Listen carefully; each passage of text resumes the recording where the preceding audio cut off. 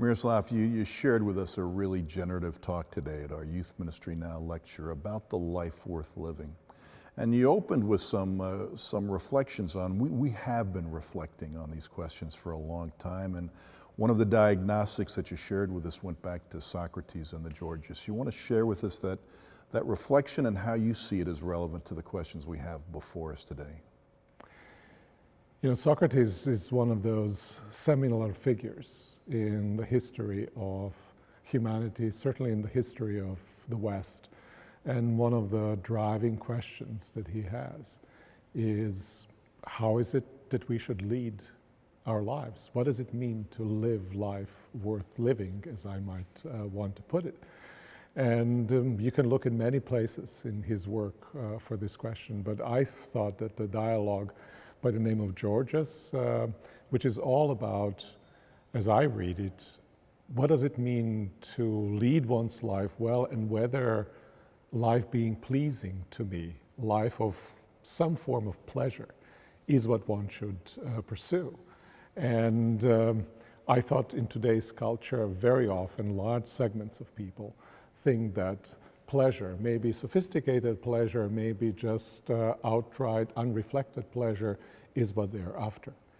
And in this dialogue, there's a line that he has, there's a long section which he has a conversation with Callicles. And Callicles stands for a person who advocates a view that one should let one's desires have a free range and then have enough courage, and not just courage, but also intelligence, in order to satisfy those desires. And when one has succeeded in doing so, or when one is engaged in endeavor of this sort, one is living a life that is worth living, full of life. This is the life that ought to be lived. And Socrates basically responds to him and says, you know, your position has the advantage of articulating what most people think, but often fear to say. But here's a little problem with the position that you have. And basically, where I read this dialogue is that Socrates points to this interesting little feature of human beings, namely their insatiability.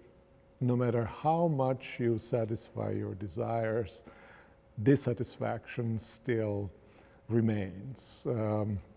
You see that in Ecclesiastes, in the Old Testament.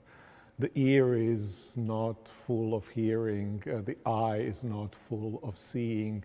All rivers flow into the sea, but sea is never full. Right? That's the reality of human lives. And Socrates basically then says, well, human beings who make desire, their satisfaction of their desires, for desire for pleasure, the primary goal of their lives, they basically are like leaky vessels. No matter how much you pour into them, everything is going to pour out, and the toilsome work starts over again. And he has this image of what the ultimate end of folks of this sort is, and this is for him the image of quote-unquote hell.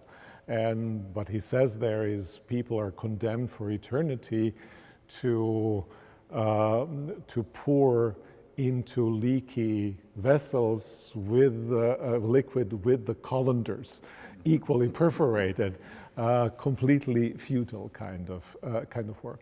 I think that's a good reminder for us that notwithstanding how much we have, how much we amass, how much pleasure we pursue, in the end, we remain always empty. To connect ourselves with something larger than our own lives is what gives our lives their weight, their significance, their meaning. And I sought to illustrate with this interesting little dialogue of Socrates with Callicles that feature of our life that was true 2,500 years ago, as it is true also now.